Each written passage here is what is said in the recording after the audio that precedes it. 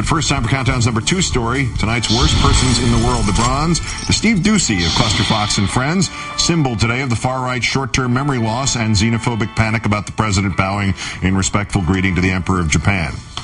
233 years of precedent dating back to the very founding of this republic. American leaders do not bow to leaders of other countries. But the president there, he is bowing. He bowed to King Abdullah earlier in the year as well. The administration said, look, it's just protocol. It's one of these things they do. And then Porky Pig says, I think it was inappropriate. No, not Porky Pig, Karl Rove, sorry. Douce then says it again. You know this is a long-standing precedent going back to the founding of the republic. American presidents don't bow to anybody. You're wrong. There's Richard Nixon bowing to Hirohito in 1971. Hirohito, the emperor who attacked the U.S. at Pearl Harbor, and they were on U.S. soil at the time, and he bowed to him. And here's Eisenhower in 1959 bowing to Charles de Gaulle of France. Bowing to France? Has the GOP excommunicated Ike post-mortem yet? And just for good measure, there's Mr. Bush holding hands and kissing Crown Prince Abdullah of Saudi Arabia. You see what happens, Steve Douce? Do you see what happens, Steve Douce? Do you see what happens when you get your American history off a placemat at Bickford's? Runner-up Lonesome Roads Beck, who apparently gets what he knows from listening to Steve Douce read to him from what he's learned on the placemat at Bickford's. Doesn't like the Khalid Sheikh Mohammed trial one little bit, and he's already dreamt up a conspiracy to fit it.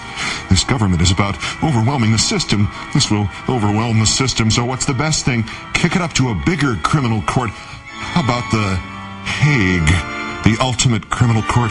Kick it upstairs, so now you have the precedence of this. The system can't handle it. These things should be tried in the court of the world. I think that's what it is. Glenn, clearly there is no way to kick something upstairs from the U.S. judicial system into the International Criminal Court.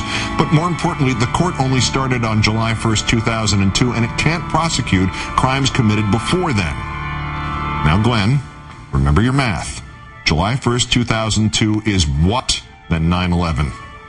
Yes, it's later. July 1st, 2002 is later than 9/11. Glenn, if your conspiracy theory can be disproved by spending 90 seconds of research time on Wikipedia, it's a bad conspiracy theory.